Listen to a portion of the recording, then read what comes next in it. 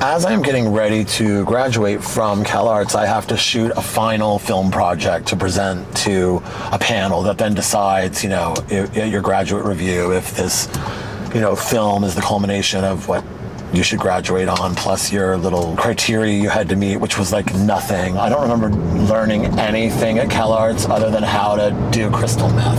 I taught myself editing, I taught myself filmmaking. It came time to make my film. The women at O Pictures helped me do that. They found me a cool DP, who was this great, awesome female DP, Kelly Evans, really, really great girl. And she did an incredible job. I kind of had to produce the rest myself, and but they helped me with insurance certificates for my track and my dolly and stuff like that, like stuff that normal kids, at a film school in, 1993 might not necessarily have easy access to. I think if I had gone somewhere to the Pasadena Art Center, they would have had a better film cage. I know they did, but we did not at Cal Arts, and so it was not to get stuff like a proper, track and dolly and shit like that. To do anything real, you had to go and get it from a real place. And of course, you could get insurance certificates, and it's not that big of a deal, but I got them for free from O Pictures, and they helped me do everything, and they helped me do the accounting and all that. There was this girl that this film would be based on, Quincy Eichel, that I had known in the underground. She was a go-go dancer, a friend of all of ours. She was just this incredible go-go dancer.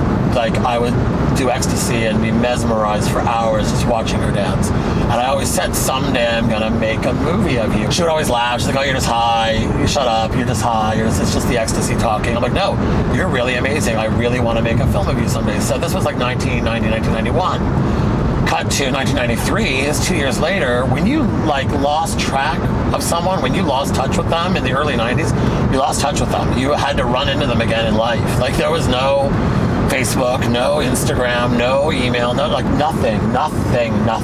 Trying to find her, can't find her, have to shoot at some point. I'm realizing I'm probably not going to find this girl. Let me cast an actress. So I cast this actress from the theater school at Cal Arts named Patricia Weibel. Gorgeous girl, lovely, really amazing actor. Just have to forgo Quincy. I would have to work with Pat, and I would have to teach her Quincy's dance moves, which really, if I'm honest, it's not possible, but we're gonna try. And it's just about a go-go dancer going to a club, one night to go-go dance. She go-go dances and then she leaves the club. That's it. That's all it is. But it's this cute little short film. She can't really dance. She can't really move. I'm like, okay, well, we're gonna have to make it more about the acting, more about the storyline, whatever. Okay, fine. And then we get to wardrobe. What's she gonna wear? Oh my God, she has nothing to wear in her closet at all. Son of a bitch. None of this is working out, and I'm putting all of my heart and soul into this.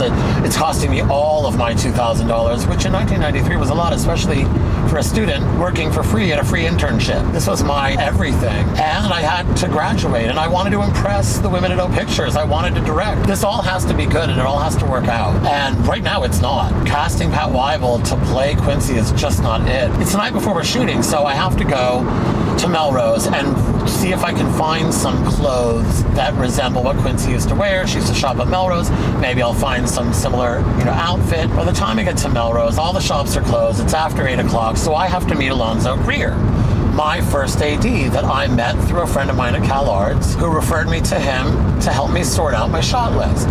So we meet in the parking lot of the Shell station, which is now the Jiffy Lube across from Mozza at Highland and Melrose. Meet in the Shell station parking lot. Honestly, I'm in the worst mood.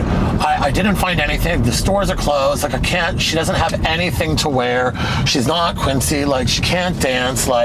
This sucks. And spending all this money and all this time running and doing all this shit. She's I'm spiraling. And Alonzo's so sweet. He's amazing. My angel. Sometimes there's God. My angel. He says, let's eat. You have to eat. Calm down. So I'm like, all right, you know what? Fine. We'll eat. I'm going and I look around and I'm like, where's the nearest food? I'm pointing. Where's the nearest food? Because we're going to need to get this over with. I'm miserably unhappy. I'm like, there. California Chicken Cafe. I will go there and nowhere else, and that's it. And we're going there. We're getting chicken. We're going to make the list, and I'm going to go back to Cal Arts, and we're going to do this horrible thing tomorrow. Film this girl. I don't know what we're going to film her doing, but whatever. So we go over to California Chicken Cafe, and we walk in, and there, sitting at the front table, is Quincy. I about about die. I lose my mind. I start screaming at the top of my lungs. This girl, as it turns out, is escaping her gun-toting pimp boyfriend from downtown LA, and she's crashing with her friend Dino, who's this really sweet gay guy up in Hollywood. And the only reason she's there is because they were hungry, left Dino's to get food. And I'm like now attacking this poor girl that's just come out of this abusive relationship. Where's your stuff? Where's your go-go clothes? She's like, well, they're downtown at my boyfriend's. I just left there. Oh, we're going to get them. Oh, no, we're not. I'm like, yes, we are. Alonzo, let's go. We're going. She goes in, creeps in, crawls into the window. All of a sudden, she's running out. There's a dog chasing her. She's got her suitcase and her clothes. She's like, drive. She dives into the window. We drive off. We drive to CalArts. She has to spend the night with us in our dorm room on the floor. This poor girl, the next day, she fucking killed it. Killed it. And my film was my film because it was Quincy. She made it so amazing. No one could have played that but her. But till this day, that's my evidence of God. In everything I was doing in that moment to stand in my own way, the universe was like, no, bitch, we're going to give you your prize. We're going to give you your gift. We're going to connect this big fucking dot for you. Just was the evidence that the universe was somehow connected.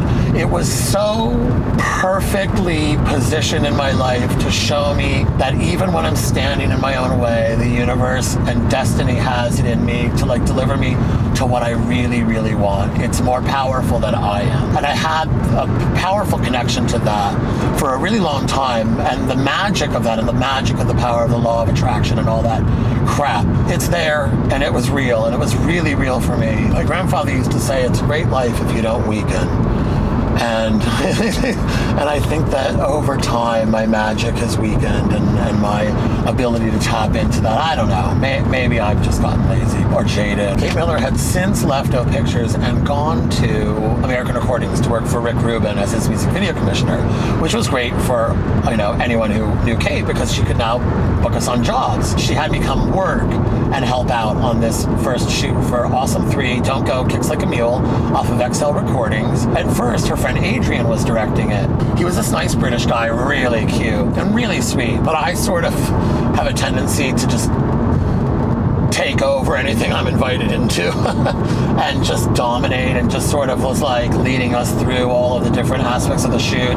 She wanted to shoot a club sequence, so I took her to Sketchpad, which was Rose's club, this like club of tweakers downtown LA off Rimpow. It was like this club that went off at like 10 in the morning on Sunday morning to Sunday afternoon, and it was called Sketchpad, and you just tweakers, and we would just go there and meth out. It was really fun, and we would just dance. And so we went there and we bumped lines and we shot the video and all my friends came and helped out and were in the video, and Laska was there and Celeste and Allie and John Reed. As we got further and further into the process, we got into the edit and I was editing the video. I co-directed the video now at this point, and then the video needed more footage, so then I volunteered the footage from Mariana Prosperity from my student film that O Pictures had helped me produce, and Kate was really happy about that, and that really added a lot to the video. And so before you knew it, I got directing credit on this first video, and that's sort of how I got my first official directing credit on a video. It kind of had to take over. It was the beginning of a really long friendship with Kate Miller that I really, really cherished.